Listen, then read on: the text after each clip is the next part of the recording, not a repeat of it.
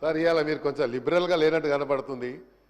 Cut short చేస్తుండ్రు. కొంచెం issues చాలా మల్టిపుల్ ఇష్యూస్ ఉన్నాయి. ఒక్క ప్రశ్నకు పరిమితమై మాట్లాడండి. మొన్ననేమో మల్టిపుల్ ఇష్యూస్ మీద మాట్లాడిచ్చారు సార్ మీరు, అందుకనే మాట్లాడగలుగుతున్నారు సార్. గతంలో ఎస్ఆర్డిపి కింద కేటీ రామారావు గారు కొన్ని ప్రపోజల్స్ ఇచ్చారు, అవన్నీ టెండర్ కూడా అయ్యాయి. స్పెషల్లీ మా నియోజకవర్గంలో రాజ్మౌంట్ to Patigadda, green lands to necklace road, విల్కెన్ పార్క్ టు నెక్లెస్ రోడ్ ఇవన్నీ ఇచ్చారు. టెండర్స్ కూడా అయ్యాయి. మరి టెండర్స్ అయిన తర్వాత వారి వర్క్ మొదలు కాలేదు.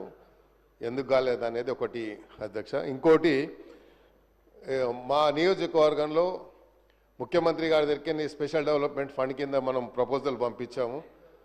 అది ఇప్పటికీ ప్లానింగ్లో పెండింగ్ ఉంది. మరి ప్లానింగ్ నుంచి ఎందుకు వస్తలేదు అదొక ప్రాబ్లం ఉంది అధ్యక్ష.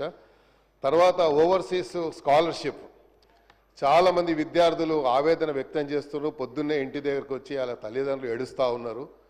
ఆ ఓవర్సీస్ స్కాలర్షిప్ అనేది మనకు తెలుసు, ఎడ్యుకేషన్కి మనం ఎంత ఇంపార్టెన్స్, వెల్త్ అండ్ హెల్త్కి రెండింటికి మనం ఇస్తూ ఉన్నాం. మరి మనం ఇలాంటి అప్పుడు ఆ ఓవర్సీస్ స్కాలర్షిప్ నిన్న నేను మంత్రి గారితో అడిగితే మీరు ముఖ్యమంత్రి గారు చెప్పనంటున్నారు, కన్సర్న్ మినిస్టర్ గారు. నేను లిఖితపూర్వకం కూడా ఇచ్చాను అధ్యక్ష. ఇవన్నీ ఇష్యూస్ అనేది చాలా ప్రజలకు సంబంధించిన ఇష్యూస్ కాబట్టి మీరు మా హైదరాబాద్ సిటీలో వర్క్స్ మాత్రము జిహెచ్ఎంసీలో వర్కులు జరగలేదు.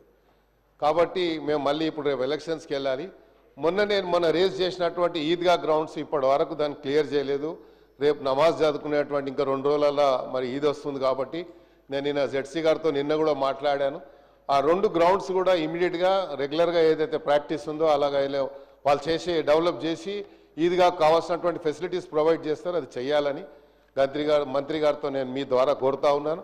దయచేసి ఈరోజు లాస్ట్ డే కాబట్టి కొంత అందరికీ ఆపర్చునిటీ ఇవ్వండి, వాళ్ళ యొక్క ఆవేదన వ్యక్తం చేసుకోనికి అవకాశం. Thank you sir. అధ్యక్ష, నోట్ చేసుకోవడం జరిగింది అధ్యక్ష.